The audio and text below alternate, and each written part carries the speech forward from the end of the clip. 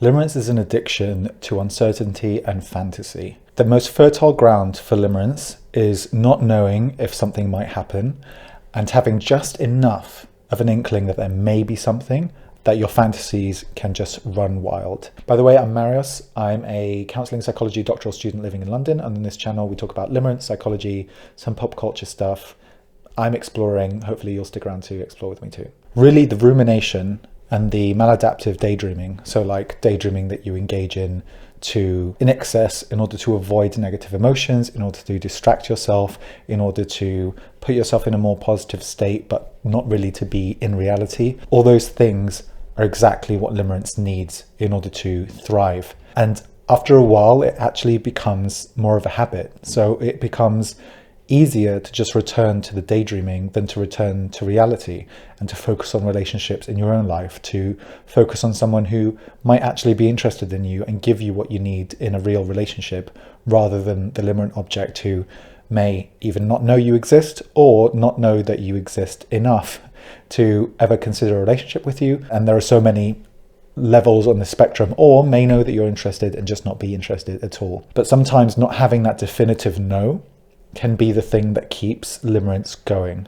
Now, that doesn't necessarily mean that if you did get an explicit no, that limerence won't still happen. It can still happen. But I do notice a lot of people, a lot of clients of mine saying, well, if I had that no, then maybe I could start healing. It would be more painful, but I could start healing a bit more.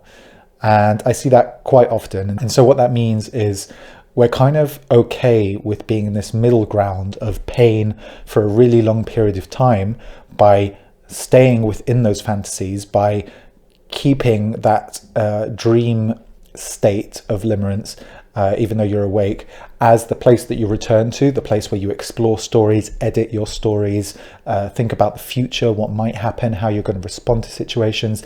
Keeping that alive without knowing a definitive answer, without having that definite no, this is not happening, because it's just easier to do so. It's safer to do so. The privacy of your own mind is kind of a safety blanket in this sense. It's like, well, no one can actually reject me. Nothing can actually happen in my fantasies that I'm not to some degree in control of. But of course, we know that's not true. Eventually your fantasies run amok, then they have a life of their own. But you actively engaging in that and actively designing those fantasies and those stories is going to continue to feed the beast. It's going to continue that cycle of, I'm enjoying the idea of this person, I'm enjoying the idea of the pursuit, I'm enjoying the idea of overcoming what's happening or what's in between us, regardless of whether the other person knows about it or not. It's my fun place. Actually, it just does become a place that's not just safe, but it becomes fun, and that's the really addictive part. There is a lot of pain, but there is a lot of pleasure in those fantasies. People report things like feeling more creative when they're limerent, being able to produce more, and that doesn't surprise me, because intense feelings can be a strong source of creativity, and you may be able to produce things at a higher level or with different levels of inspiration when you are limerent. Now, does that mean it's worth engaging in it long term so that you can do that?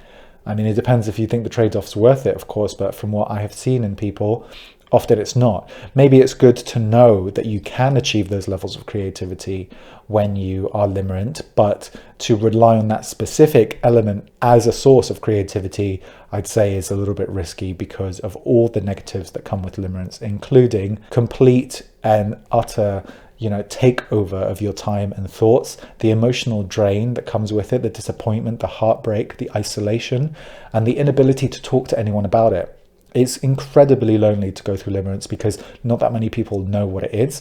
Counselors, therapists, psychologists are all quite unaware of what limerence is. It just doesn't have that level of acknowledgement and research behind it yet, and that is changing. But for the time being, people are still feeling lost, and they're turning to online communities to share their stories with them, and that's great that some resources are being developed there. But I think we all need to take responsibility of our own situation, and if no one is yet qualified to help us with limerence, then you may need to take that into your own hands. You may need to educate yourself, about your own experience, about what brought you here, and take ownership of that and start moving towards something that's going to be more healthy. By the way, it does not necessarily mean that limerence disappears, and only that way will you be better. And that's the only conclusion that will mean that you can continue your life in a healthy way. Continuing your life in a healthy way should be the main priority. And if limerence has to be there at the same time, that's okay. We're working as if it's going to end. We're continuing life as if limerence is not the be-all and end-all.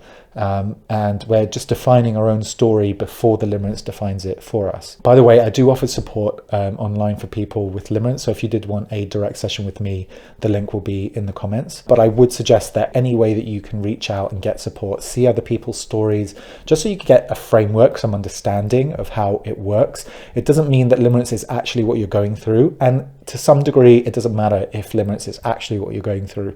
I think it's more having a scaffold, a system of understanding how people go through certain experiences, seeing if you can relate to them, getting that reassurance that you're not the only one, because that can often feel like it's the case when you are experiencing limerence, and then saying, right, well, other people are going through it and they've tried X and Y, and I'm going to try it too.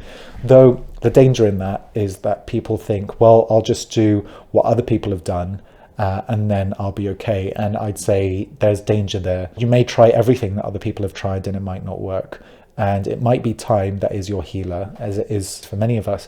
But that doesn't mean that you stop trying at all. I think the main thing to do is to try not to rely on any certain tool or method as the thing that will fix things, if fixing is the word that you might use here, but really anything that might get you closer to understanding yourself and closer to healing and cultivating relationships that are going to bring you meaning outside of the limerence that you're experiencing. Because the people around you, whether you're able still to communicate them or not in your state of limerence, they're going to be a huge source of just connectedness and just real depth when it comes to relationships, because limerence is kind of an empty hole of meaning. It's something that tries to fill the space with meaning, but often you're left with nothing, which is one of the most depressing parts of it, is that it was all in your head. And that just feels like such a waste, and you deserve better. Okay, so being able to reach out to people who actually care about you and whom you care about is huge. And I know it can be hard and distracting to be with other people when you are in the state of limerence, because all you can think about is the limerent object.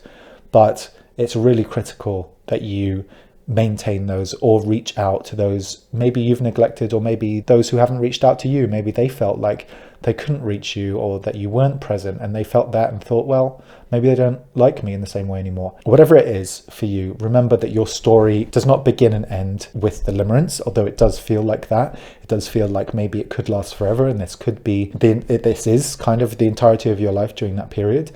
But taking that moment of mindfulness, of stepping back out of the limerence and saying, this is one aspect of what I'm going through, but it's not the entirety of me. And what is the entirety of me? It's the people around me. It's everything that brought me to where I am now. It's my goals and visions and dreams about my own life, and what I want for myself, what I want my life to be about in the future, and how I got here, and how that defines me as a person. There is so much more to you than limerence, so don't let the limerence make you forget that.